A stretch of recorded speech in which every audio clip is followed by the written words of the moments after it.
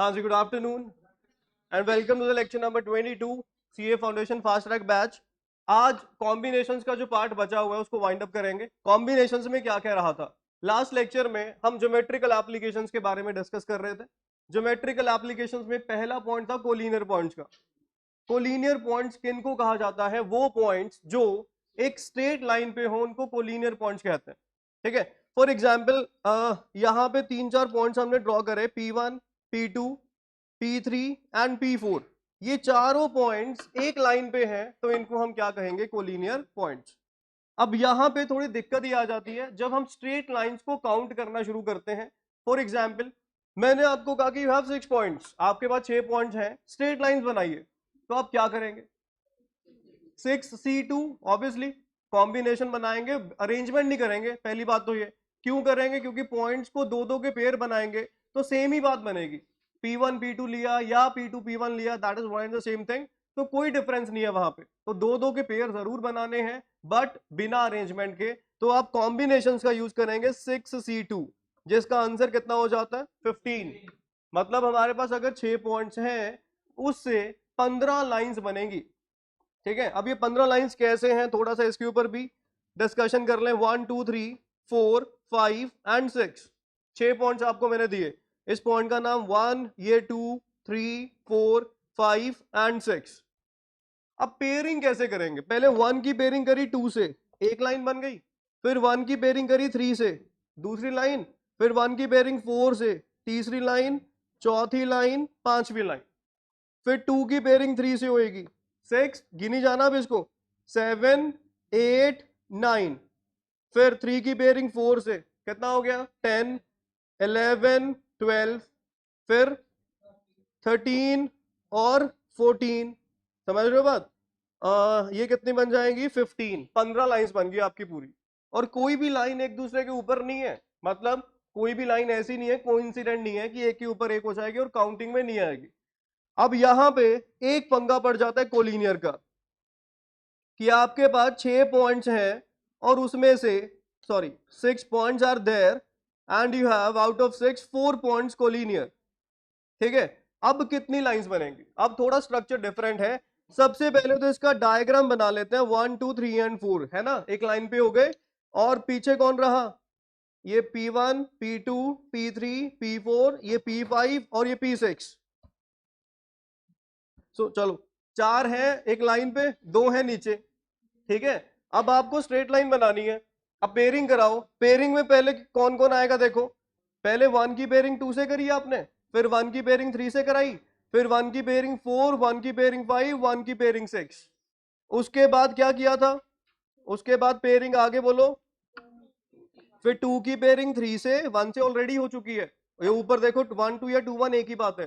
2 3 2 4 2 5 2 6, perfect. आगे 3 4 3 5 3 6 4 5 4 6 5 6। ये बनेगी आपकी 15 लाइन्स है, इनकी गिनती कर लो आप। ठीक है, अब ये डायग्राम में देखो जरा, जब आपने 1 2 किया, ये लाइन आ गई, काउंट कर ली 1। जब आपने 1 3 किया, इसी को एक्सटेंड किया गया आगे, तो इसको काउंट हम नहीं करेंगे। फिर हमने 1 4 किया, ये भी इसी लाइन को एक्सटेंड किया गया, इसको भी काउंट नहीं करेंगे। जो 1 5 किया, यस ये काउंट हो जाएगी क्योंकि डिफरेंट है, उसके ऊपर नहीं एक्सटेंड करी आपने, तो ये काउंट हो गई। 1 6 काउंट होएगी, यस 1 6 भी काउंट हो जाएगी। 2 3 काउंट होगी, 2 3 भी वही लाइन है, दिख रही है आपको ये, तो ये भी काउंट हो जाएगी। 2 4, सॉरी सॉरी, ये 2 3 काउंट नहीं होगी। 2 4 ये भी काउंट नहीं, क्योंकि उसी के ऊपर एक्सटेंड करी हुई है ना। आगे 2 5 हो जाएगी, ये बिल्कुल डिफरेंट लाइन है, ये काउंट कर लिया आपने। 2 6, yes this is also counted. 3 4 नहीं जी, ये काउंट नहीं करी आपने। फिर आगे 3 5, 3 5 हो जाएगी, ये डिफरेंट है, यस।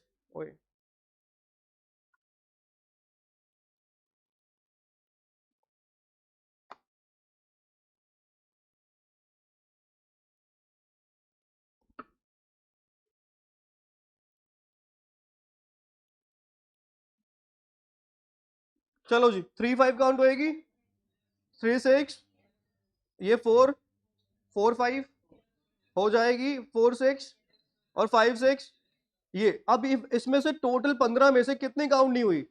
1 2 3 4 5 हुई हैं, 5 हुई हैं, 5 काउंट नहीं हुई, एक और काउंट नहीं हुई यार हमने, एक तो 1 2 5 काउंट नहीं हुई ना। ठीक है ठीक है, तो टोटल लाइंस कितनी बनी है हमारे पास? 15 माइनस कितना कर दिया? 5, कितना हो गया? 10। तो यहाँ पे 10 लाइंस बनेंगी इफेक्टिव। अब ये 10 कैसे किया? सबसे पहले टोटल कितनी है? 4C2, इसमें से 6C2 माइनस तो अब ये कोलिनियर वाले कितने पॉइंट हैं, उनकी आपस में पेयरिंग से कितनी लाइंस बनेंगी? 4C2, और इसकी कंट्रीब्यूशन के लिए प्लस कितना कर देंगे? 1। ये आपके पास 6C2 का मतलब क्या है? The total number of lines जो बननी चाहिए थी, बट कोलिनियर की वजह से ये एक लाइंस क्या हो जाएंगी? कम। क्यों कम होंगी? क्योंकि एक के ऊपर एक ही है, और ये 6 लाइंस हैं जिनका कंट्रीब्यूशन सिर्फ एक लाइन का है, तो इसमें प्लस कितना कर देंगे? 1। तो आपका आंसर कितना आ जाएगा? 10। तो 10 लाइंस बनेंगी इफेक्टिव। +1 इसलिए किया, ये आपने 6 पेयर माइनस कर दिए। 6 पेयर पता है कौन से हैं? ये जो आपने ये 4 4 के पेयर बनाए हैं, जैसे 1 2 हो गया, 1 3 हो गया, 1 4 हो गया, 2 3 हो गया, 2 4 हो गया, 3 4 हो गया, ये 6 पेयर आपने माइनस कर दिए। और ये 6 पेयर्स का कंट्रीब्यूशन कितना है? 1। एक लाइन तो बना रहे हैं ना भाई वो, तो एक तो काउंट करोगे, ये थोड़ी कि सारे माइनस कर दोगे, एक काउंट कर लिया उन सब की जगह पे। ये समझ में आ गया क्यों किया +1? इसका रट्टा मत मारना कि हाँ भाई +1 हो जाता है, ऐसे कर लिया वैसे। इसको लॉजिकली समझो है क्या, कि जब ये 4 पॉइंट्स आपस में पेयर करेंगे, तो वो सारे पेयर आपने बाहर निकाल दिए, और उन सब का कंट्रीब्यूशन कितना है? 1, इसलिए +1 करा। कोई डाउट कंफ्यूजन? अच्छा ये बताओ, इसी में अगर हमारे पास ट्राइंगल का क्वेश्चन आ जाता, ये तो स्ट्रेट लाइन है, यू हैव 7 पॉइंट्स जिसमें से 4 पॉइंट्स कोलिनियर हैं, कितने ट्राइंगल्स बनेंगे? अब ट्राइंगल के लिए क्या करना होगा? 3 3 की पेयरिंग करवानी होगी आपको। लिखेंगे हम 7C3 माइनस 4C3 +1 नहीं करना। अब सुनो मेरी बात, क्यों नहीं करना? 4 पॉइंट्स कोलिनियर हैं, जब वो कोलिनियर वाले पॉइंट्स को आप 3 3 के पेयर बनाओगे, क्या बनेगी? मान लो 1 2 3 4, ये 4 पॉइंट्स कोलिनियर हैं, इसमें से आपने 3 3 का पेयर उठा लिया। पहला पेयर आपका बना P1 P2 P3, इससे क्या बन रही है? लाइन। हमें क्या चाहिए? तो ये काउंट ही नहीं होगी। और कोई 3 3 का पेयर इसमें से P1 P3 P4, इससे भी लाइन बनेगी। और कोई पेयर उठा लो P2 P3 P4, इससे भी लाइन बनेगी। और कोई 3 3 का पेयर P1 P2, कौन सा रह गया? P1 P2 P4, इससे भी क्या बनेगी? लाइन। तो मतलब यहां पे ये जो 3 3 के पेयर आपस में है, इनका कंट्रीब्यूशन सिर्फ स्ट्रेट लाइन का है, तो +1 की जरूरत नहीं है, सीधा 7C3 minus 4C3, plus minus कुछ नहीं करना। लास्ट में +1 क्यों किया था? क्योंकि वहां रिक्वायरमेंट किसकी थी? और बन भी क्या रही थी, इसलिए +1 किया था। यहां रिक्वायरमेंट किस चीज की है? ट्राइंगल। और बन क्या रही है, इसलिए हमें कुछ प्लस माइनस नहीं करना, क्योंकि नंबर ऑफ ट्राइंगल्स आएंगे उनको ऐड करना पड़ेगा, लाइंस का यहां पे कोई रोल नहीं रहेगा। आप समझ आ रही है आपको मेरी बात? इसके अलावा कोई भी ज्योमेट्रिकल फिगर है, क्वाड्रिलेटरल है, पेंटागन है, हेक्सागन है, जो मर्जी आ जाए, इसके अलावा स्ट्रेट लाइन के अलावा कोई भी ज्योमेट्रिकल फिगर आ जाए, आपने कुछ नहीं करना, सिर्फ टोटल माइनस कोलिनियर। क्योंकि कोलिनियर के जब आपस में पेयर बनेंगे, वो क्या बनाएंगे? लाइन। और हमें अगर ट्रायंगल चाहिए तो प्लस नहीं करेंगे, अगर ट्रायंगल नहीं चाहिए तो देख लेंगे उस अकॉर्डिंग। स्ट्रेट लाइन चाहिए प्लस कर देंगे, क्योंकि वो सारे पेयर जो है ना कोलिनियर वाले, एक लाइन बनाएंगे बस। हमने डेफिनेशन में भी तो ये पढ़ा, the points which lie on the same straight line are called collinear points. तो जब उस लाइन के ऊपर कोई से 3 पॉइंट को आप जोड़ोगे, तो लाइन ही तो बनेगी। चाहे कोई से 2 पॉइंट जोड़ दो तो भी लाइन बन रही है। आप सोचो, एक लाइन आपके पास है, इसके ऊपर multiple points are there on this particular line, उसमें से आपने 2 को ज्वाइन कर दिया, किसी भी 3 को ज्वाइन कर दिया, किसी भी 4 को ज्वाइन कर दिया, क्या बन के आएगी? लाइन बन के आएगी। और लाइन सेम होएगी हर बार। कुछ पल्ले बढ़ रहा आपके? तो इसलिए माइनस प्लस माइनस सिर्फ स्ट्रेट लाइन में करेंगे और किसी में नहीं करना। कोई डाउट कंफ्यूजन? चलिए अब इसका आप पूरा फॉर्मेट जो है वो लिख लीजिए। पॉइंट नंबर 1 बना लीजिए पहले, number of straight lines that can be formed out of n points of which m are collinear. हाँ जी बताइए, ये थोड़ा मैंने वो लैंग्वेज की फॉर्म में कर दिया, थोड़ा बताइए क्या होएगा। हमें स्ट्रेट लाइन बनानी है कितने पॉइंट्स का, n, उसमें से m को लीनियर है, nc2 माइनस mc2 प्लस 1। ये स्ट्रेट लाइन का क्वेश्चन है तो यू विल ऐड 1, क्योंकि वो सभी का कंट्रीब्यूशन एक गिना जाएगा। ठीक है, सिंपल। पॉइंट नंबर 2, ठीक है जी यहां तक। पॉइंट नंबर टू बिल्कुल सिमिलर है। ये सारे पॉइंट्स इंपॉर्टेंट हैं तो ध्यान से समझ लीजिए क्यों कर रहे हैं सब चीजें। Number of triangles that can be formed out of n points of which m are collinear, nc3 minus, यहां कुछ प्लस नहीं करना, बस ये चीज। ठीक है जी, क्लियर।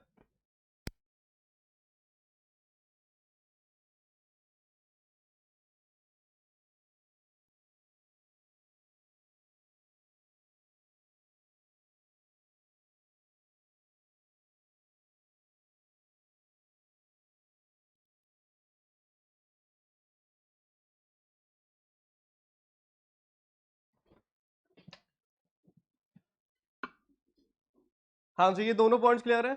चलिए, ये स्ट्रेट लाइंस के केस में आपको प्लस माइनस करना है, बाकी किसी भी ज्योमेट्रिकल फिगर में आप कुछ प्लस माइनस नहीं करेंगे। ठीक है, नेक्स्ट, इसके बाद जो अगला टॉपिक है that is number of diagonals. ये टॉपिक भी काम का है।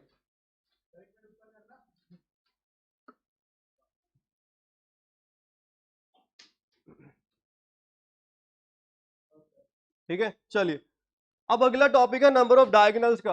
अब डायगोनल्स बेसिकली क्या होते हैं, अभी जो आपकी छोटी क्लासेस में आपने सिर्फ यही पढ़ा हुआ है कि डायगोनल सीधा ज्वाइन करवा दो डायगोनल बन जाते हैं, कुछ ऐसे क्रॉस करके। तो डायगोनल का वो मतलब नहीं होता, डायगोनल का मतलब कुछ डिफरेंट होता है। हमने जो पढ़ा हुआ है हम उसके अकॉर्डिंग उसको इंटरप्रेट कर लेते हैं। फॉर एग्जाम्पल, हमें सिर्फ 4 साइड वाली फिगर पढ़ाई गई है, उसके हिसाब से हमें लगता है ये क्रॉस वाली चीजों को डायगोनल्स कहा जाता है। ऐसा ही सबको पता होगा। ये ठीक है, बट इस पर्टिकुलर फिगर के लिए ठीक है। बट अगर फिगर की साइड्स बढ़ जाएं, फॉर एग्जांपल पेंटागन हो गया, पेंटागन में 5 साइड्स होती हैं, हेक्सागन में 6 होती हैं। ठीक है, इस अकॉर्डिंग अगर साइड बढ़ा दे फिर कैसे आप आइडेंटिफाई करोगे कि कौन सा डायगोनल है कौन सा नहीं है। ठीक है, हाँ जी, हाँ एग्जैक्टली exactly। जो फिगर के अंदर लाइंस ड्रॉ करी जाती हैं उनको डायगोनल्स कहते हैं। इसकी बेसिक, फॉर एग्जांपल आपके सामने ना 6 पॉइंट्स हैं, 1 2 3 4 5 और 6। इस फिगर से ये इसका नाम क्या होएगा, हेक्सागन। ये ड्रॉ कर लेते हैं पहले, ये बन गया हेक्सागन। अब ये तो बाहर की इसकी बाउंड्री है, इस बाउंड्री के अंदर जितनी भी आप सेगमेंट्स बना सकते हैं उनको डायगोनल्स कहते हैं। फॉर एग्जांपल, मैंने इसको इससे ज्वाइन करवा दिया, ये क्या है, डायगोनल। ये नहीं हमेशा कि ऐसा होना चाहिए ऐसा होना चाहिए, डेफिनेशंस हमें पता नहीं है, बस ऐसा वैसा करी जाते हो। ये ज्वाइन करवा दिया, ये क्या है, डायगोनल। ये क्या है, डायगोनल। ये क्या है, डायगोनल। ये भी डायगोनल, मतलब जो मर्जी बनाई जाओ आप। एक स्ट्रक्चर के अंदर जितनी भी सेगमेंट्स बन सकती हैं उन सेगमेंट्स को डायगोनल कहा जाता है। सिंपल सी लैंग्वेज में ये है। कुछ कुछ समझ आया, क्या समझे डायगोनल से। जितनी अंदर लाइंस बनेंगे ना, अब मान लो स्क्वायर की बात करें जो आपने पढ़ी हुई है ना, अब स्क्वायर में कितनी लाइंस ऐसी बन सकती हैं, एक तो ऐसे बन सकती है और एक ऐसे बन सकती है, और कोई ऑप्शन ही नहीं आपके पास। इसलिए हमें ये लगता है कि ऐसे डायगोनल्स बनते होते हैं, और कोई लाइन बनेगी नहीं इसमें। तो यही 2 लाइंस हैं, तो इसलिए हमारे माइंड में ये मिसकंसेप्शन है कि देयर आर ओनली, मतलब डायगोनल हमेशा ऐसे बनेंगे, ऐसा कुछ नहीं है। अंदर चाहे टेढ़े हैं चाहे सीधे हैं, बस अंदर बनने चाहिए।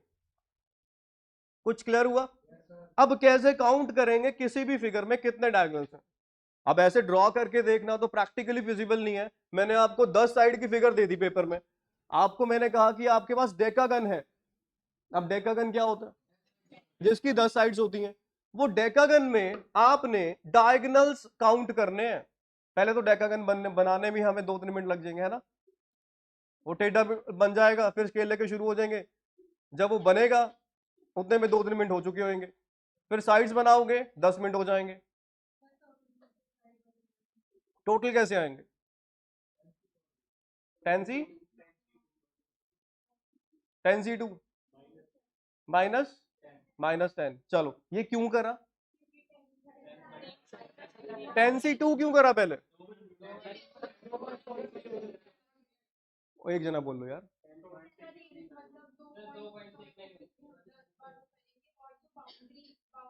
हम्म,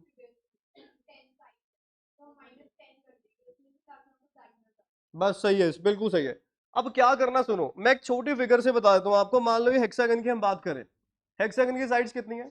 6। मैंने 6 पॉइंट्स बना दिए, 1 2 है ना, ये 3 आ गया, ये 4, ये 5, ये 6 पॉइंट्स मैंने बना दिए। अब आपने टोटल साइड्स गिन ली, ये 6 पॉइंट है, तो आपने टोटल 6C2 लिख दिया। 6C2 का आंसर आएगा 6 × 5 डिवाइड बाय कितना आ गया? ये 15 बन गई लेंथ, LENGTH लेंथ बन जाएंगी। इसमें से साइड्स कितनी है? 6, मतलब इसमें से 6 ही साइड बनेगी ना।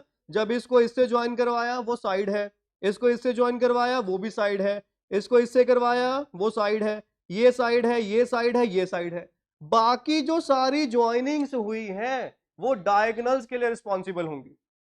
मैं थोड़ा सा और इलाबोरेट कर देता हूं इस चीज को। ये देखो, ये आपके पास 6 पॉइंट हैं, ठीक है। आपने सबकी पेयरिंग करवा दी, जितनी पेयरिंग्स हो सकती थी। कितनी पेयरिंग्स होंगी? 15। 6C2 कितना होता है? 15। और डायगोनल भी तो एक साइड ही है, वो भी तो एक स्ट्रेट लाइन ही है। साइड भी स्ट्रेट लाइन है, डायगोनल भी स्ट्रेट लाइन है ना। चलो, अब ये 6C2 से 15 बने। 15 कौन कौन सी लाइन आप बताओगे? कौन कौन सी? पहले पेयरिंग 1 2 से करी, 1 2 से क्या बनी? साइड या डायगोनल? साइड बनी, बिल्कुल। फिर मैंने 1 3 की पेयरिंग करवा दी, इससे क्या बन रहा है? डायगोनल, क्योंकि वो अंदर को है, बाहर को नहीं है वो, ठीक है। फिर हमने 1 4 की पेयरिंग करवा दी, अगेन डायगोनल है। 1 5 डायगोनल है, 1 6 साइड है, ठीक है। फिर हम 1 की पेयरिंग के बाद 2 की पेयरिंग पे आ जाते हैं। 2 की पेयरिंग 3 से करवा दी, साइड, बिल्कुल सही है। 2 की पेयरिंग 4 डायगोनल, 2 5 2 6 बिल्कुल जी। फिर 3 की बात करें, 3 4 साइड, 3 5 डायगोनल, 3 6 डायगोनल, फिर 4 5 साइड, 4 6 डायगोनल, एक 5 6 रह गया, ये क्या बनेगा? साइड बनेगा। ये 15 है टोटल, आप गिन लो। ये आपके पास 5 ये हैं, 5 और 3 8 और 3 11, 11 और 4 कितना है? 15। 6C2 भी कितना होता है? 15। अब हमें जब पता है कि हेक्सागन है, हेक्सागन में साइड्स कितनी बनेगी? 6। मतलब ये 15 पेयर्स में से साइड्स को माइनस कर दो, बाकी सारे पेयर डायगोनल्स के लिए रिस्पॉन्सिबल है। सिंपल सा लॉजिक है। आपने सबको ज्वाइन करवा दिया, जितने भी पॉइंट थे आपस में पेयरिंग करवा दी, मल्टीपल पेयरिंग्स करा दी, जितनी पेयरिंग्स पॉसिबल थी, और हर एक पॉइंट से पेयर कर गया, क्योंकि आपने कॉम्बिनेशन यूज किया हुआ है। उसमें से कितने पेयर साइड्स के लिए रिस्पॉन्सिबल हैं? 6। तो बाकी सारे किसके लिए होंगे? डायगोनल्स के लिए। तो आपको टोटल पेयर की पता लग गया कि 6C2 कितना होएगा? 15। 15 पेयर बनेंगे, इसमें से साइड्स के लिए रिस्पॉन्सिबल 6, तो बचे हुए 9 किसके लिए रिस्पॉन्सिबल हैं? डायगोनल्स के लिए, ठीक है। आप गिन लो, 1 2 3 4 5 6 7 8 9 आपके सामने। आपको समझ आ रही है मेरी बात? अब मान लो, अब पेपर में क्वेश्चन आया था सीए फाउंडेशन में, ऑक्टागन का था, पता नहीं डेकागन का था। ऑक्टागन क्या होता है? जिसकी 8 साइड्स होती है उसको ऑक्टागन कहते हैं। ऑक्टागन में कितने डायगोनल्स होंगे? पहले 8C2 कर देंगे, उस 8C2 में सारे पेयर हैं, 20 आ गया, 20 आ गया, आंसर है 20। 8C2 कितना होएगा? 28। 28 टोटल है। ये 28 में साइड्स भी पड़ी हैं, डायगोनल्स भी पड़े हैं।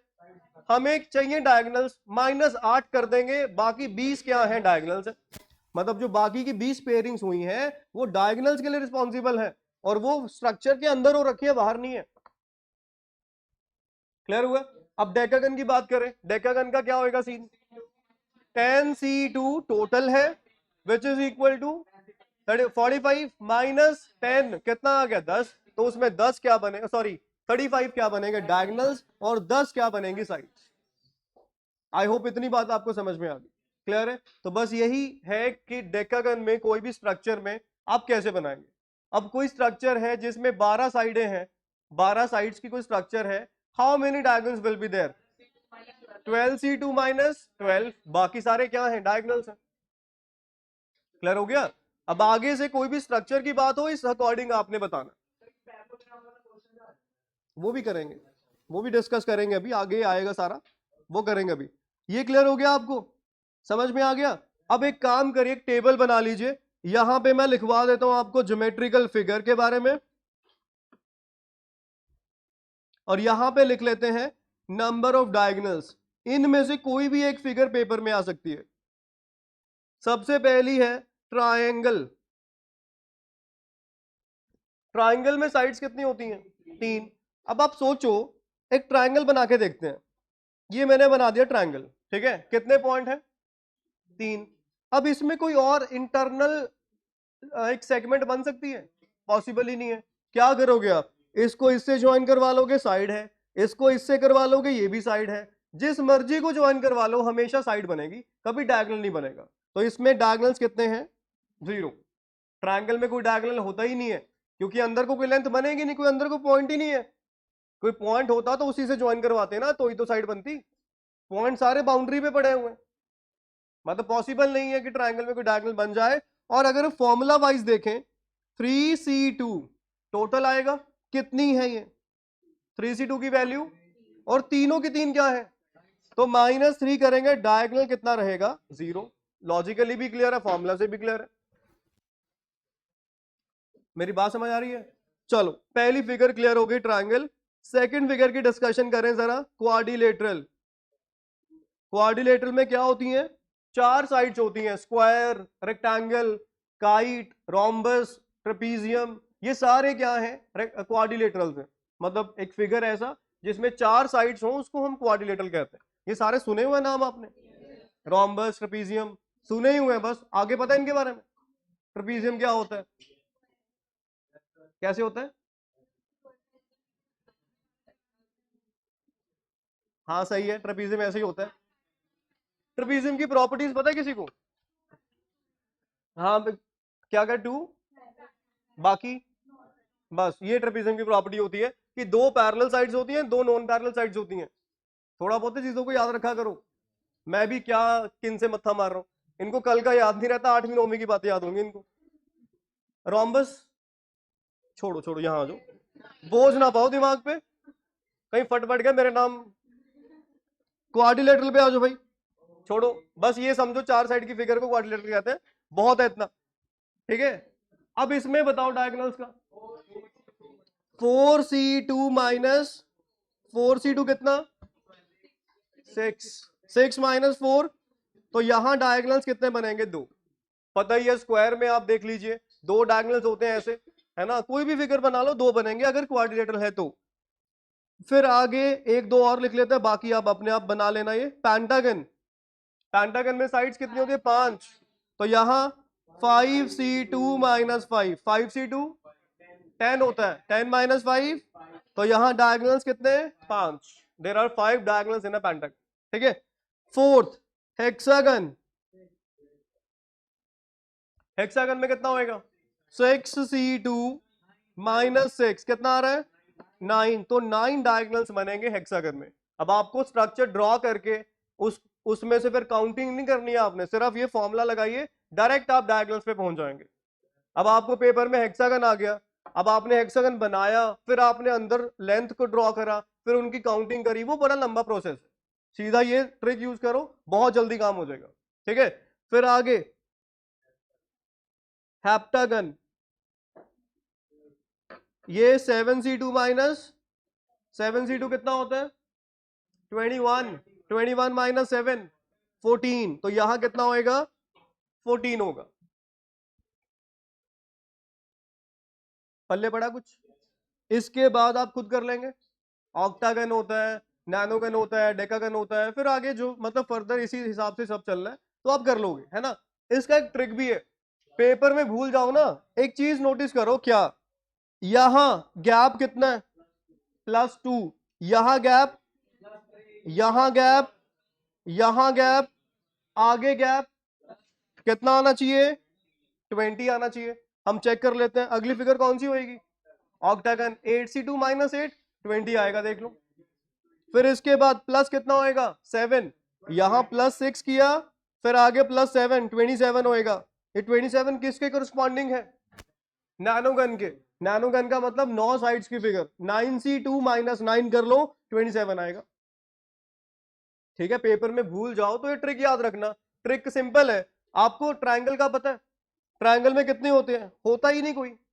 और क्वाड्रिलेटरल में यहां कितना जोड़ा, 2, अगले में 3, कितना आ जाएगा, 5, फिर अगले में 4, कितना आ जाएगा, 9, फिर आगे 5, 14 आ गया, फिर आगे 6, 20 आ गया, फिर 7, 27 आ गया। अब मान लो आपको 9 का पूछा हुआ है, ये 3 का था, ये 4, 5, 6, 7, 8, 9, 27 होगा।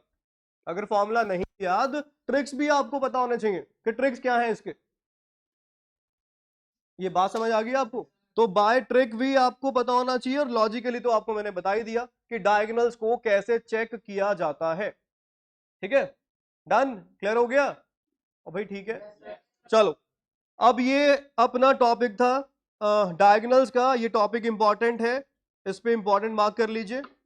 फिर आगे बढ़ते हैं, बस एक लास्ट टॉपिक रह गया, इसके बाद आज प्रैक्टिस कर लेते हैं थोड़ी नंबर ऑफ क्वेश्चंस को। घर पे जब भी आप कुछ भी कोई टॉपिक किया आपने, मेक श्योर कि उसके क्वेश्चन जरूर प्रैक्टिस कर लो। मुझे लग नहीं रहा कि आप लोग प्रैक्टिस डेली बेसिस पे कर रहे हैं, इसलिए मैं सिर्फ आपको एडवाइस दे सकता हूं, बाकी आपके ऊपर है। बट अगर क्वेश्चन आप नहीं करोगे, कॉन्सेप्ट किया, अभी समझ में आ गया, बहुत अच्छी बात है, कल तक याद रहेगा, बहुत अच्छी बात है, परसों को सब गायब हो जाएगा, जब तक आप क्वेश्चंस को प्रैक्टिस नहीं करेंगे। तो प्रैक्टिस तो बहुत जरूरी है, बिना प्रैक्टिस के कुछ नहीं आना, चीजों को रिटेन करना बहुत जरूरी है। ठीक है, आपकी शक्लें देख के मुझे लग नहीं रहा कि ठीक है।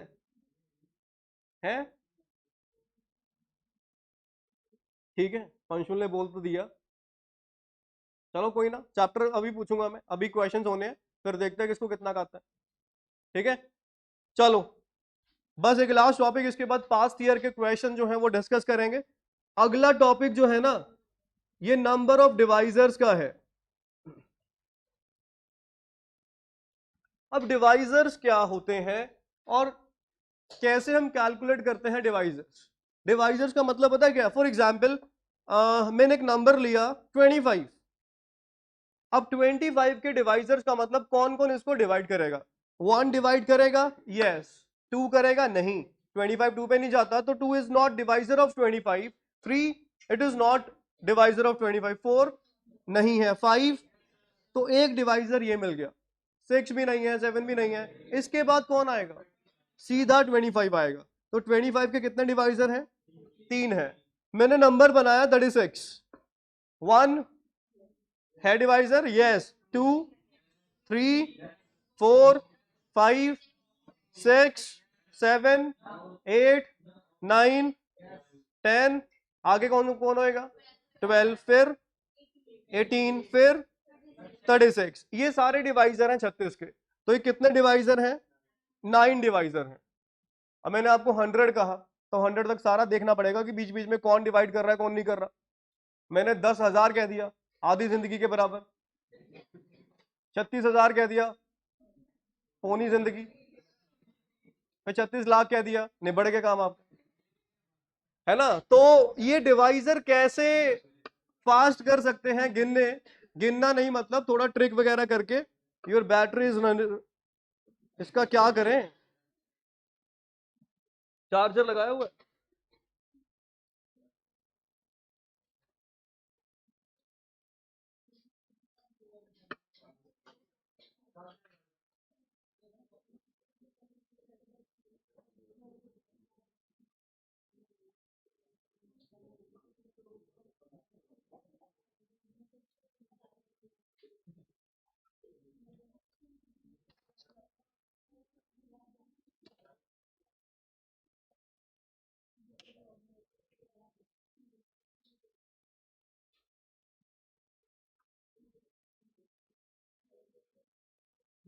चलिए, बैटरी तो होगी ठीक। आप भी अपनी बैटरी चार्ज कर लेते हो ना, बीच में 2 मिनट मिलते हैं बातें बातें करके। यही चार्ज का मोड है आपका, या खा लिया पी लिया। मुझे सब पता है आपकी स्कीम में। पता नहीं बेंच के नीचे क्या ऐसा लगाया हुआ इन्होंने, बिस्किट पड़े हैं, चिप्स पड़े हैं, कुरकुरे पड़े हैं, चॉकलेट्स पड़ी हैं। अभी यहाँ छानबीन कर दी जाए ना, एक स्टोर बन जाएगा पूरा कन्फेक्शनरी का, आधा तो भर ही जाएगा। क्या बैग में रखा हुआ है या नीचे कुछ शेल्फ शेल्फ लगा रखी है आप लोगों ने? है? और तुम्हारा कुछ नहीं पता, पकड़ के बैठे हो। चलो आ जाओ वापस। हम डिवाइजर्स की बात कर रहे थे, 25 और 36। अब 36 के डिवाइजर्स कितने निकले? 9। 25 के कितने निकले? 3। अब ये कैसे हम शॉर्टकट लगा के या कोई भी मेथड लगा के इजी कर देंगे? 36, इसको क्या करना है आपने? बहुत इजी ट्रिक है और बहुत शानदार ट्रिक है 36 के डिवाइजर कैलकुलेट करने का। ठीक है, ये एक ऐसा टॉपिक है, सिर्फ यहां नहीं और भी कहीं पे अगर आपने कभी जरूरत पड़ जाए जिंदगी में तो बहुत जगह पे काम आ जाएगा। 36 को पहले आप डिवाइड कर लो प्राइम फैक्टर में। प्राइम नंबर कौन से होते हैं? जो सिर्फ अपने टेबल पे जाते हैं, जैसे 1 हो गया, 2 हो गया, 3 हो गया, 5 हो गया, 7 हो गया, 11 हो गया, 13 हो गया, बस बहुत है, समझ गए ना? ऐ भी मजे लेने लग जाते हैं। तो इनको प्राइम नंबर कहते हैं हम, जो सिर्फ अपने टेबल पे जाते हैं और किसी के टेबल पे नहीं जाते। ठीक है, अब 36 के डिवाइजर निकालने, हमने मैन्युअली किया, हमें 9 डिवाइजर मिल गए 36 के। अब यहां पे प्राइम फैक्टर बनाना है, मैंने इसको तोड़ा, 4 इंटू 9 36 होता है, but 4 is not a prime number and 9 is also not a prime number. क्या करें? इस 4 को 2 का स्क्वायर लिख सकते हैं एंड इस 9 को 3 का स्क्वायर लिख दिया। अब ये 2 भी प्राइम नंबर है और 3 भी प्राइम नंबर है, मतलब प्राइम नंबर की पावर्स को कोई चक्कर नहीं है, जो आप नीचे फैक्टर्स बनाओगे वो प्राइम होने चाहिए। 2 का स्क्वायर, 3 का स्क्वायर वैलिड है, 4 इंटू 9 वैलिड नहीं है। ठीक है, इस अकॉर्डिंग आपको बनाना है कि प्राइम नंबर्स की पावर्स हो। अब कुछ नहीं करना, जो भी पावर आई, यह पावर कितनी है? 1 बढ़ा दो 3। ये पावर कितनी है? 1 बढ़ा दो 3 3 जा क्या, बस हो गया? बस इतना ही है। 9 ही तो आया था, ऐसी शक्लें क्यों बना ली? 9 ही आया था ना? हाँ 9 ही तो है, फिर वो हो गया, बस इतना ही है। ठीक है, क्या करना है? प्राइम नंबर में स्प्लिट किया, पावर्स देखी, एक एक बढ़ा दिया। अब मैं 25 की बात कर लेता हूं। 25 क्या है? 5 का स्क्वायर है ना? अब power 5 is a prime number, तो ये वैलिड है। 2 है, एक बढ़ा दो, देखो 3 डिवाइजर है ना? शानदार, 3 डिवाइजर तो है, 1 5 और 25। ओ भाई ठीक है, बस ठीक है, डिवाइजर समझ आ गया। अब आपने 100 का करना है, 100 के डिवाइजर कैलकुलेट करने हैं, कैसे करेंगे? अब इसको पहले तो कुछ भी कर लो आप, 10 का स्क्वायर लिख लो, चलो। अब ये वैलिड नहीं है क्योंकि 10 is not a prime number. 10 को लिखा 2 इंटू 5 इसका स्क्वायर, अब ये बन गया 2 का स्क्वायर इंटू 5 का स्क्वायर। अब यहां 2 है, कितना हो गया? 3। ये भी कितना, कितने बनेंगे? चलो करते हैं शुरू, कौन सा पहले बोलो? 1 2, फिर सीधा 5 होएगा, फिर 10 होगा, 15 नहीं होगा, 25, 20 भी होगा, हाँ 20 होगा, फिर 4 रह गया, 4 आ गया। चलो और कोई? 25, 50, फिर 100। गिनो, 1 2 3 4 5 6 7 8 9। देखो ऐसी है, फिर समझ गए ना ये? तो ये बड़ी शानदार ट्रिक है ये। कभी डिवाइजर निकालने हो, 36,000 के निकालने हैं, किसी के भी डिवाइजर निकालने हैं, पावर करो, एक एक बढ़ा दो, डायरेक्ट आंसर। बहुत अच्छा शॉर्टकट है ये। अब मान लो मैंने आपको 36,000 कह दिया, which is equal to half of your life. 36,000 के डिवाइजर कैसे निकालेंगे? अब इसको ना प्राइम नंबर में करना भी बहुत औखा है। कैसे? सुनो, इसको लिखा 36 इंटू 1000। ठीक है, अब अगर 10 हो, 10 के लिए 2 इंटू 5, 10 स्क्वायर हो, 100 हो, 2 का स्क्वायर 5 का स्क्वायर। जैसे मैं लिख देता हूं, 10 को लिखा 2 इंटू 5 लिख सकते हैं, एक 0 बढ़ेगी, 2 और 5 बढ़ जाएगा, क्योंकि 2 and 5 is responsible for 1 0। 2 into 5 is 10। अब चेक कर लो जरा, 2 हो गए, 2 का स्क्वायर 5 का स्क्वायर, चेक कर लो 2 का स्क्वायर कितना, 5 का स्क्वायर 25 4 जा, ठीक है। 10 के क्यूब को क्या लिखा जाएगा, 2 का क्यूब 5 का क्यूब, 10 की पावर 4 को 2 की पावर 4 5 की पावर 4, सौख है। अब यहां बजाय कि 36,000 को आप अलग अलग करने के 1000 को अलग कर लेते, 36 को अलग कर लेते, फिर इनको मर्ज करवा देंगे। डिवाइजर करने का भी सौखा तरीका है हमारे पास। अब 36 की बात करें, पहले 36 को लिखा 4 into 9, बाद में देखेंगे इसकी वैलिडिटी। 1000 को क्या लिखा, 2 का क्यूब इंटू 5 का क्यूब, ये ठीक है। अब यहां ये भी वैलिड है, ये भी वैलिड है, ये दोनों वैलिड नहीं है। ये बन गया 2 का स्क्वायर 3 का स्क्वायर 2 का क्यूब 5 का क्यूब, 2 की नेट पावर 3 की नेट पावर 5 की पावर। अब एक एक बढ़ा दो, कितना हो गया 6, ये कितना 3, ये कितना 18 4 जा 72 डिवाइजर्स बनेंगे 36,000 के।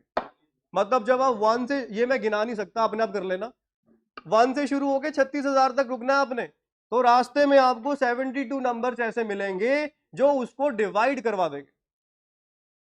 बात समझ में आ रही है? तो ये डिवाइजर्स को करने का बहुत आसान तरीका है कि नंबर जितना भी बड़ा हो आपने कंफ्यूज नहीं होना। अब एक क्वेश्चन ये फाउंडेशन का, वो था 7560 नंबर ऑफ डिवाइजर्स ऑफ 7560, करिए इसको सॉल्व कितना आएगा। फैक्टर्स बनाइए, factors should be in the prime numbers, जो जो पावर आएंगे एक एक बढ़ा दो, बस इतना सा काम है। You will automatically get the number of divisors.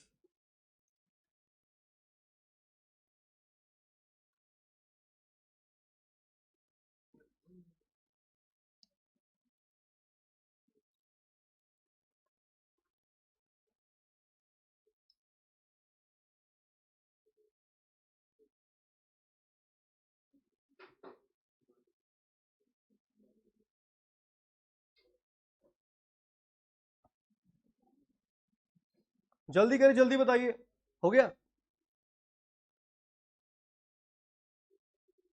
सोचो क्या करें, आंसर फाइनल 64।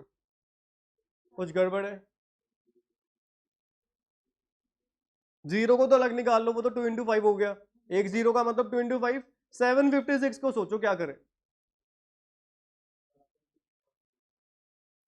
7 into 10, हाँ लिख सकते हो। 7 को अलग निकालो, 108 को देखो क्या कर सकते हो।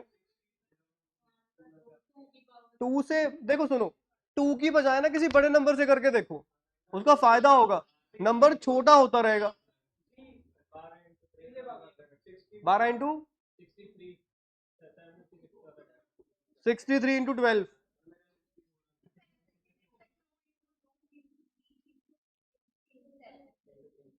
मल्टीप्लाई करके ये आ रहा है, बस फिर ठीक है। 64 ही आ रहा है, फिर वो 00 का होगा जो पेपर में क्वेश्चन आया था। 75600 है ना वो, हाँ तभी हो गया 64। चलो अब डिवाइजर्स की बात करें, सुनो 756 आ गया, ठीक है।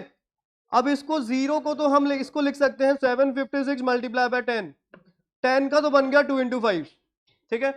756 को क्या कर सकते हैं आप, या तो पहले 2 को ब्रेक कर लो, 2 आ गया, फिर डिवाइड बाय 2, फिर डिवाइड बाय 2।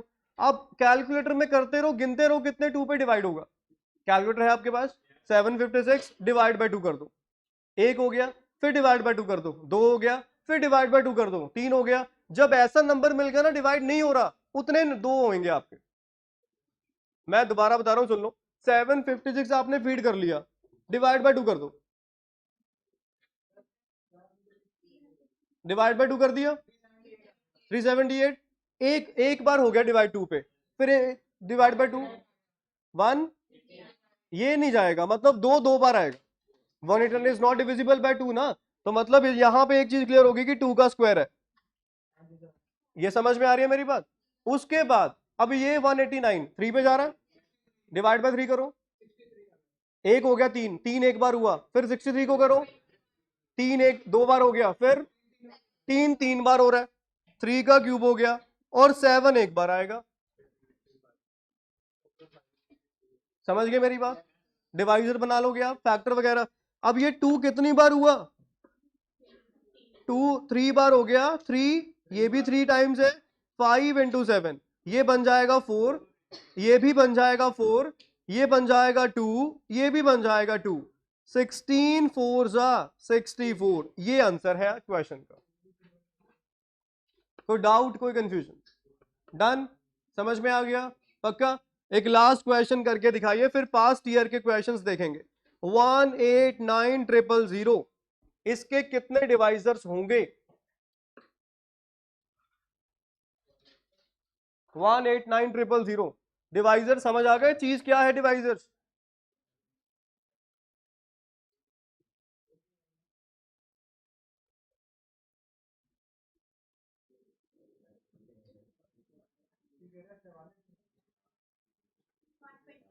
वन 128 ये आ रहा है, हो गया? डन, ठीक है जी, ठीक है, ठीक है। फैक्टर्स क्या बने उसके?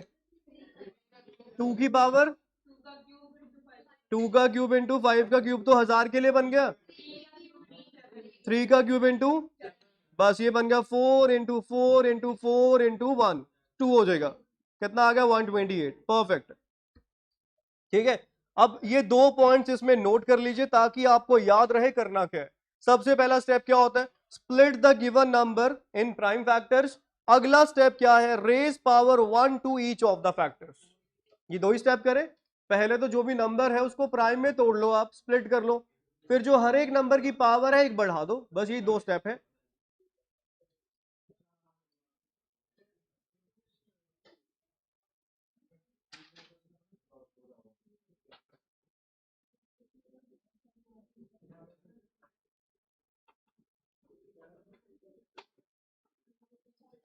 लिख देना।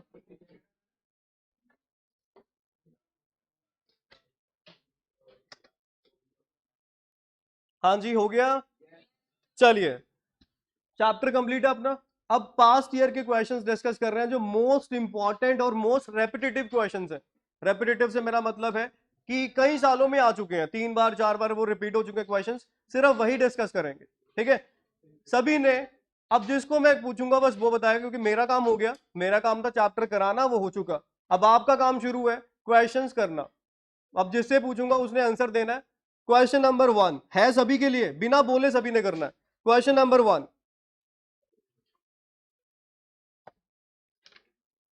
क्वेश्चन नंबर 1 है, क्वेश्चन मैं बता देता हूं क्या है। आपके पास 5 बुक्स हैं अकाउंट्स की, 3 बुक्स हैं इकोनॉमिक्स की, और 4 बुक्स हैं मैथमेटिक्स की। अब इन बुक्स को एक शेल्फ के ऊपर सब्जेक्ट वाइज अरेंज करना है। How many ways are there? Subject wise, subject wise से आई मीन, अगर अकाउंट्स हैं, पांचों अकाउंट्स की आएंगी। मतलब ये नहीं कि अकाउंट्स के बाद आपने इकोनॉमिक्स की रख दी या मैथमेटिक्स की रख दी, पहले सारी अकाउंट्स पूरा होएगा, फिर सारा इकोनॉमिक्स पूरा होगा, फिर सारा मैथमेटिक्स पूरा होगा, या पहले सारा मैथमेटिक्स पूरा हो गया, फिर इकोनॉमिक्स की बारी आ गई। मतलब समझ गए मेरी बात? They should be in the subject wise order. In how many ways can these books be arranged on a shelf if they are subject wise? ये क्वेश्चन है। पहले सारे ट्राई कर लीजिए, फिर मैं बताता हूं क्या इसमें हम कर सकते हैं।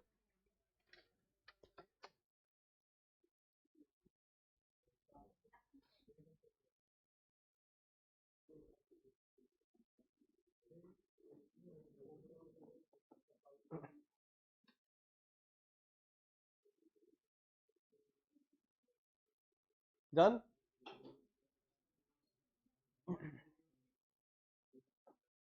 सब्जेक्ट वाइज का मतलब क्या है? हाँ, बस यही मतलब हो गया कि अकाउंट्स की इकट्ठी होनी चाहिए, मैथमेटिक्स की इकट्ठी होनी चाहिए, और वो जो बच गई हमारे पास इकोनॉमिक्स की इकट्ठी होनी चाहिए। अब एक हमने ना आर्टिकल किया था वोवल्स वाला, कि वोवल्स को इकट्ठे रखना है, तो क्या करेंगे उसके लिए?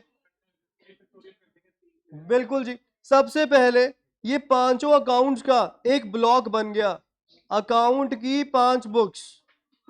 फिर 3 इकोनॉमिक्स की बुक्स का ब्लॉक बन गया, क्योंकि इनको सेपरेट तो आप कर नहीं सकते, इकट्ठे रखना है। इकट्ठे रखना है तो उसको एक मानना पड़ेगा, क्योंकि अगर वो बिखर गए किसी और के साथ शफल कर जाएंगे और आपकी अरेंजमेंट में डिफरेंस आ जाएगा। अब 4 बुक्स है मैथमेटिक्स की, M1, M2, M3 और M4। अब क्या करें? पहले तो ये ब्लॉक्स कितने बने, उसके लिए 3 एक्सटर्नल अरेंजमेंट, फिर इंटरनली अकाउंट्स के लिए 5, इकोनॉमिक्स के लिए 3 और मैथमेटिक्स के लिए 4। ये आंसर आएगा इसका, जो 10366 यही आ रहा है।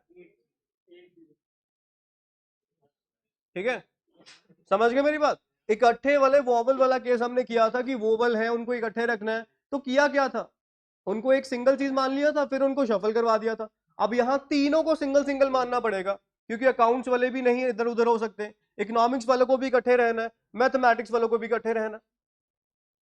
कुछ समझ में आया? तो ये चीज थी। Question number 1 done. Second question number 2। Question number 2 ये है कि यू हैव 10 पेपर्स। ये आपने जिन्होंने किए हुए पास्ट ईयर पता होगा ये क्वेश्चन है। 10 पेपर हैं। In how many veg can these papers be arrange if best and worst paper never come together? 10 paper हैं, उसको अरेंज करना है। अगर मैंने सिर्फ यहां पे रोक दिया, आप क्या आंसर होगा आपका? 10 फैक्टोरियल। कोई कंडीशन नहीं लगाई। अब कंडीशन ये है कि बेस्ट पेपर और वर्स्ट पेपर कभी इकट्ठे नहीं रहेंगे। करो जी, कितना आंसर आएगा बताइए। सबसे पहले आपने क्या किया, टोटल निकाल लिया। ये वही केस है वोवल वाला। 10 पेपर में 2 पेपर है, एक पेपर बेस्ट है एक पेपर वर्स्ट है, इकट्ठे नहीं रखना। तो टोटल में से इकट्ठे वाले माइनस करवा देंगे, तो आपको वो केसेस मिल जाएंगे जब वो इकट्ठे नहीं है। ये वोवल वाले केस में किया तो था।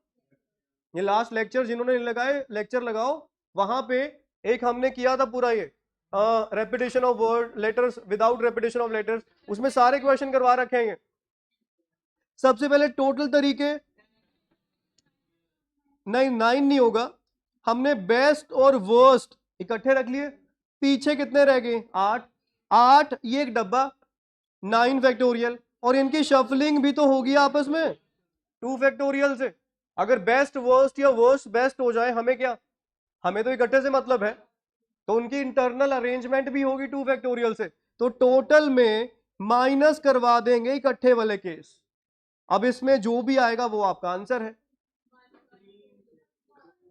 देखो 10 फैक्टोरियल तो टोटल तरीके हैं, इसमें कोई रिस्ट्रिक्शन नहीं है। सिर्फ सवाल ये था कि 10 पेपर हैं, उनको शफल करना है। There are 10 factorial number of ways, simple. अब उसने कहा बेस्ट और वर्स्ट पेपर को कभी इकट्ठे नहीं रखना। हमने इकट्ठे रख दिया, उठे चले हमने उसको इकट्ठे रख दिया। पीछे कितने पेपर रह गए? 8। ये इसको सिंगल मान लेंगे, ए 8 एक ये 8 ये 9, 9 के लिए 9 फैक्टोरियल, और इनकी इंटरनल शफलिंग के लिए 2 फैक्टोरियल। ये इकट्ठे वाले केसेस आ गए, तो टोटल में से इकट्ठे वाले केसेस को माइनस करवा देंगे, हमारा आंसर आ जाएगा। क्लियर हो गया? पेपर में ना ऑप्शंस कुछ इस हिसाब से भी दिए होते हैं। जैसे पहला ऑप्शन, चलो इसमें ऑप्शन में बताना रिकॉग्नाइज करके कौन सा सही है। पहला ऑप्शन है 8 फैक्टोरियल इंटू 9, अगला फैक्टोरियल है 9 फैक्टोरियल इंटू 8 फैक्टोरियल, अगला है 9 फैक्टोरियल इंटू 8, और लास्ट है नन ऑफ दीज। इसमें से बताना एक बारी कौन सा आंसर आएगा। सी आएगा। अब आपको क्वेश्चन बिल्कुल सेम है, सिर्फ ऑप्शंस बदल दिए कि आपको जरा टेस्ट करें कि आपको प्रॉपर आता भी है कि नहीं आता। अब आपने क्या करा, ये 10 है, ये 9 है, ये 2 है, मैंने सॉल्व करना सिखाया था आपको। बड़े फैक्टोरियल को छोटे में कन्वर्ट कर लो, क्योंकि छोटे को बड़ा तो कर नहीं सकते आप। आपका 9 फैक्टर 10 कैसे बना दोगे उसको? 10 को 9 बना सकते हो। अब ये 10 फैक्टोरियल को क्या लिखा? 10 इंटू 9 फैक्टोरियल लिख सकते हैं ऐसा, माइनस 9 फैक्टोरियल इंटू 2 फैक्टोरियल 2 ही होता है। अब दोनों में से कॉमन क्या है? 9, ब्रैकेट में 10 माइनस 2 कितना होता है? तो ये भी आंसर सही है, ऑप्शन नंबर सी भी सही है। तो वो ऑप्शंस पे डिपेंड करेगा आपको किस हिसाब से दे रखे हैं। तो चाहे आपने न्यूमेरिकल पूरा सॉल्व कर लिया, चाहे इस हिसाब से ऑप्शंस देखा, दोनों चीजें आपको पता होनी चाहिए। वो पेपर वाला जो जो एग्जामिनर है वो कैलकुलेशन डिमांड नहीं करता आपसे, कैलकुलेशन चाहे छोड़ दो, वो डिमांड करता आपके कॉन्सेप्ट क्लियर है कि नहीं है। अब यहां कौन सा उसने पूरा सॉल्व किया, जरा सा सॉल्व कर दिया एक्स्ट्रा, फिर छोड़ दिया कि चलो यहां तक पहुंचो, यहां तक पहुंच पा रहे हो नहीं पहुंच पा रहे आप? कुछ समझ आ रही है मेरी बात? चलिए क्वेश्चन नंबर 2 डन सभी का। अब क्वेश्चन नंबर 3 पे आ जाइए, ये सभी से होना चाहिए।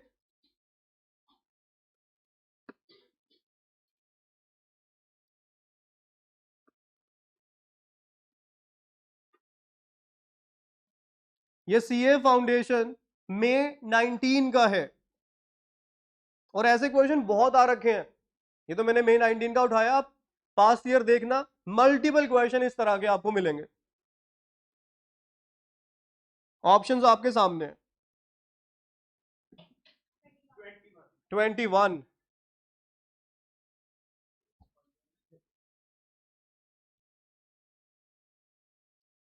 अब कोई बोले ना जिससे मैं पूछूं वो बताएगा। पहले आप अपना टाइम लीजिए, यू हैव 1 मिनट, जल्दी से करिए, फिर मैं पूछूंगा किसी से। हो गया?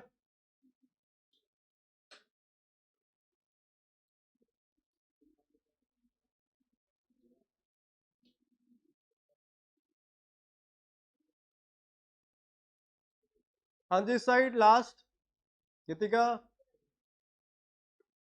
सपना। सपना तुम ही हो, और कोई सपना भी है? कहती मैं। बाकी विशाल, हो गया? 21 सबका हो गया? क्या बात है, छा रहे हो तुम लोग तो यार। मयूर 21 तो ठीक है, कैसे किया ये पता है? फिर 21, ओ पागल आदमी। यहां सबसे पहले 11cx is equal to 11c 2x minus 4 लिखा हुआ है ना। मयूर ये बताओ कौन सी चीज आपके माइंड में स्ट्राइक करेगी? बस कोई और ना बोले। एक्स तो दिया ही नहीं हुआ, ये एक्स थोड़ी है, ये एक्स नहीं है भाई, ये बात को ध्यान रखना। आप सोचो 7c x आ गया, x की वैल्यू 20 कैसे हो जाएगी? कि 7 चीजें हैं उसमें से 21 सिलेक्ट कर लो आप, सोच के देखो 20x की वैल्यू कैसे हो सकती है? 7c 21 क्या प्रैक्टिकली विजिबल है? नहीं, तो कैसे हो जाएगा x? ये चारों ऑप्शंस x की वैल्यू नहीं है। ओ भाई, बस जिसकी बारी आएगी बस वही बोले। मयूर, हाँ जी, कुछ भी आपके माइंड में आ रहा हो कि हमने ऐसा पढ़ा था कुछ।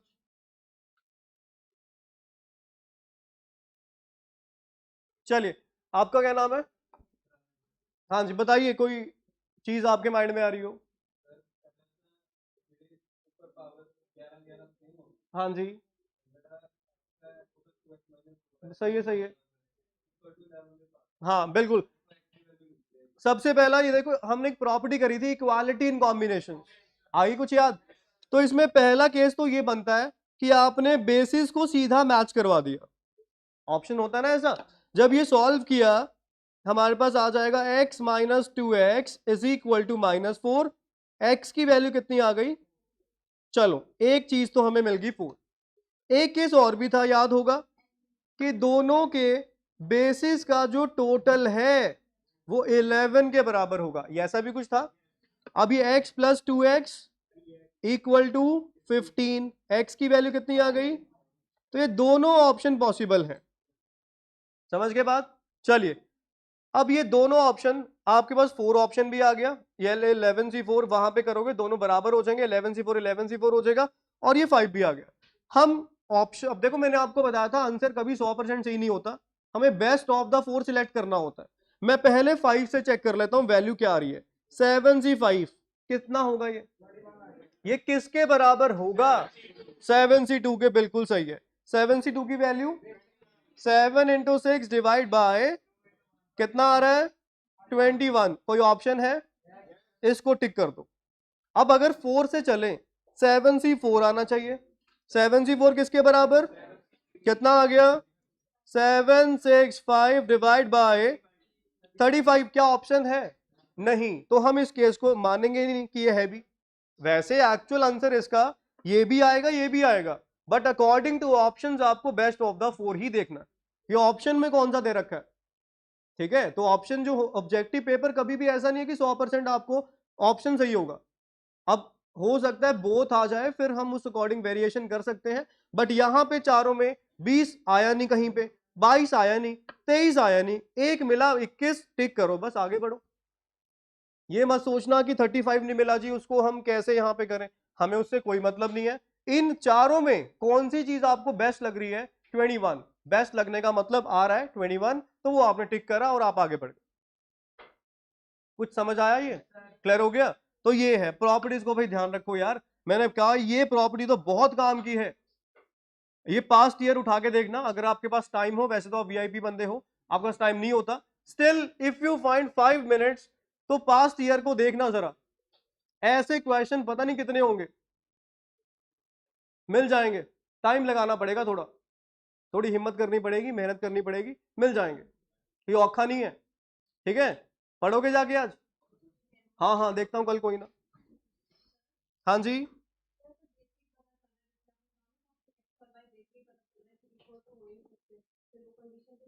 नहीं यहां पे नहीं पता चल रहा ना हमें, यहां ये एक जगह पे x यूज कर रखा है, एक जगह पे 2x है। अगर मान लो यहां पे 2x होता लेफ्ट हैंड साइड पे, तो क्लियर होता कि ये 2x बराबर नहीं हो सकते, क्योंकि 2x एक 2x minus 4 they can never be equal, clear. तो वहां कंपैरिजन हो सकता था, बट यहां एक जगह पे x यूज किया हुआ है, एक जगह पे 2x यूज किया हुआ है, तो कंपैरिजन डायरेक्टली विजिबल नहीं है। मेरी बात समझ आ रही है आपको, और भाई मेरी समझ आ जाती है आपको, क्लियर हो रहा है कुछ, पक्का। चलो अगला क्वेश्चन देखो, बहुत सिंपल है क्वेश्चन, क्या सुनो, ये है फाउंडेशन नवंबर 18 का क्वेश्चन, सुन लो पहले क्या है। क्वेश्चन ये है, किसी बैग में चार, ये इस तरह के क्वेश्चन भी बहुत आते हैं, 4 रेड है, 3 ब्लैक एंड 2 वाइट बॉल्स किसी बैग में पड़ी हैं, ठीक है। आपको क्या करना है, इस बैग में से 3 बॉल्स को ड्रॉ करना है, और ऐसे ड्रॉ करना है that includes at least 1 black ball, and options are 46, second option 64, third option 86, and last option is none of these।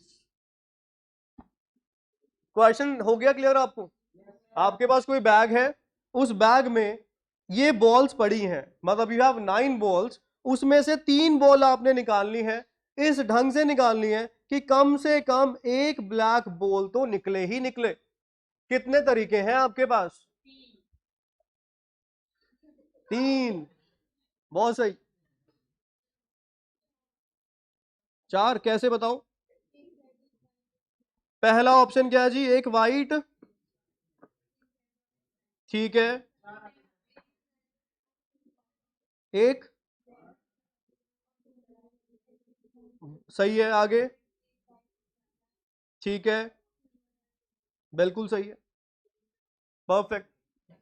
और कोई केस आपको लग रहा हो कि इसके अलावा कुछ हो सकता है, पहला केस हो सकता है एक वाइट निकल जाए, एक रेड आ जाए और एक ब्लैक आ जाए, 3 बॉल्स आपने निकाली, उसमें से एक ब्लैक मिलनी थी, वो मिल चुकी है। अगला केस क्या है, एक रेड 2 ब्लैक, बिल्कुल सही है। अगला केस 1 वाइट एंड 2 ब्लैक, बिल्कुल सही है। अगला केस तीनों ब्लैक, परफेक्ट है। कोई और, बस चलिए, अब मुझे पहले का बताइए क्या करेंगे, व्हाइट है कितनी, ये व्हाइट है ना, ये पहला केस की बात कर रहे हैं, व्हाइट कितनी है, हाँ जी 2 है, निकालनी कितनी है, तो 2C1, दो में से कोई सी एक। फिर रेड कितनी है, 4, निकालनी कितनी है, 1, 4C1। फिर ब्लैक कितनी है, 2, निकालनी कितनी है, 1, क्या हो जाएगा, इनके बीच में आपस में मल्टीप्लाई, मल्टीप्लाई क्यों किया, मल्टीप्लाई क्यों किया, क्योंकि तीनों निकालनी है, एंड है और नहीं है। अगर ऑप्शन होता फिर तो एक ही बॉल निकल के आती, या रेड निकल जाती, या ब्लैक निकल जाती, या व्हाइट निकल जाती। अब आपको तीनों काम करने हैं। एंड है, एंड का मतलब होता है मल्टीप्लीकेशन, और का मतलब होता है प्लस। अब यहां एंड है ना बीच में इनके, one white and one red and one black, option थोड़ी है क्या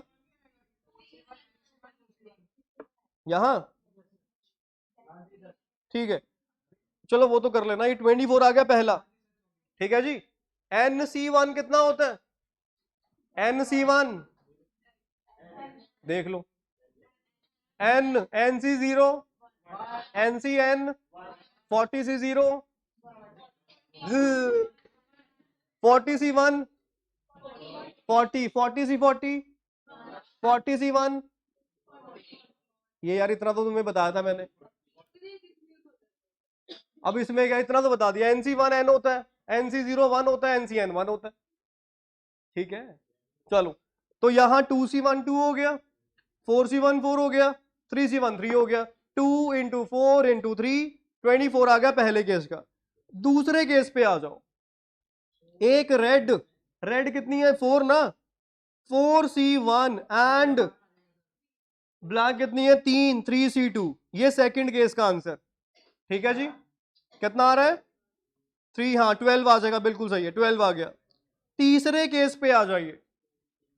तीसरे केस में 1 व्हाइट एंड 2 ब्लैक, बताइए 2C1 एंड 3C2, ये कितना आ गया 6 आ गया। और अगला केस क्या होएगा 3C, ये आ गया, इनको जोड़ना जरा, 43 आ रहा है, एक बार देख लो 43 है। तो ऑप्शंस क्या दे रखे हैं,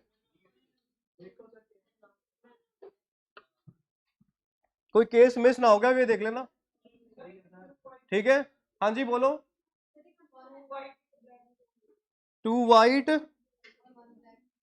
हाँ ये भी हो सकता है, हो सकता है बिल्कुल। क्या बात है जतिन, क्या आ गया भाई।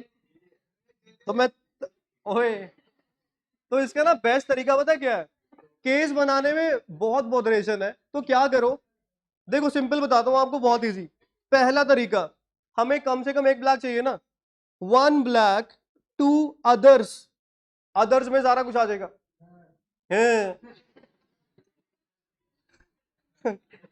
ओए पागल पागल तो नहीं हो गया तू, हैं इतना औखा सांस लिया।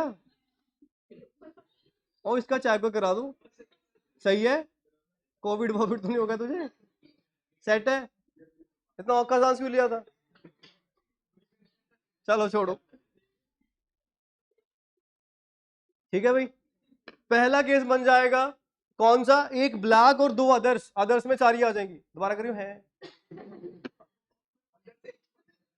सेकंड केस बन जाएगा 2 ब्लैक और 1 अदर, और थर्ड केस बन जाएगा तीनों ब्लैक। बस ये कर लो, इसमें सारे केस अपने आप इकट्ठे हो जाएंगे। अब मैं बताता हूं कैसे। पहले में एक ब्लैक है, बाकी 2 अदर्स, ब्लैक कितनी है 3, 3C1 एंड अदर्स में ना इकट्ठी कर लो, कितनी बॉल्स बची ब्लैक को छोड़ के, 6, 6C2, सारे केस आ जाएंगे, कोई रहेगा नहीं इसमें। अब अगर इंडिविजुअली बनाओगे ना, एक आधा बीच में रह जाएगा, जो अब उसने बताया जतिन ने, एक आधा रह गया था बीच में, पंगा पड़ जाएगा, इसमें कोई केस नहीं रहेगा, परफेक्ट आंसर आएगा। अदर्स में सारे केस अपने आप हो जाएंगे। अदर्स का मतलब क्या है, अदर्स का मतलब उसकी रेड व्हाइट की पेयरिंग भी हो गई, व्हाइट और उसकी पेयरिंग भी होगी, सारी पेयरिंग्स होगी। अदर्स का मतलब एक्सेप्ट ब्लैक, ठीक है। चलो, ये आएगा 3C1 कितना होता है 3, 6C2 15, कितना आ गया 45 आ गया पहले केस का। अगले पे आइए, 2 ब्लैक एंड 1 अदर्स। अब ब्लैक कितनी है 3, 3C2 आ गया, अदर्स कितनी है 6, अदर्स मतलब ब्लैक को छोड़ के, कितना आएगा 6C1, ये बन गया 3C2 3 होता है, ये 6 18 आ गया। और लास्ट तीनों ब्लैक 3C3 कितना आ जाएगा 1, 45 प्लस 18 प्लस 1 कितना, कोई ऑप्शन है, यही सही आंसर है। इसमें कोई केस नहीं रहेगा। अगर हम ऐसे मैन्युअली केस बनाएंगे ना, बड़े सारे केस रह जाएंगे, बाकी सबको अदर में डाल दो, बजाय कि सबकी डिस्क्रिप्शन देने के। कि हमने ये लिया, हमने वो लिया। जो नहीं चाहिए उसको अलग में डाल दो, एक्स्ट्रा में डाल दो, बस एक्स्ट्रा मतलब अदर्स में डाल दो, जो चाहिए उसको डिस्क्राइब कर दो। अब हमें ब्लैक बॉल की रिक्वायरमेंट थी, मैंने यहाँ पे डिस्क्रिप्शन दे दिया कि 1 ब्लैक है, बाकी अदर्स में डाल दो, जो मर्जी आई जाए, हमें क्या मतलब उससे, हमें डिस्क्रिप्शन की जरूरत ही नहीं है। फिर अगला केस, 2 ब्लैक फिर 1 अदर्स, अदर्स की डिस्क्रिप्शन की जरूरत नहीं है आपको, कुछ भी आ जाएगा। फिर एक केस बन जाएगा तीनों ब्लैक, एटलीस्ट 1 था तो 1, 2 या 3, बाकियों को इकट्ठे करके अदर्स में। क्वेश्चन समझ आ गया? डन। चलिए जी, ठीक है, थैंक यू सो मच। फिर कल मिलते हैं, प्रोबेबिलिटी शुरू करेंगे कल, मोस्ट इंपॉर्टेंट टॉपिक। ठीक है जी, चलिए।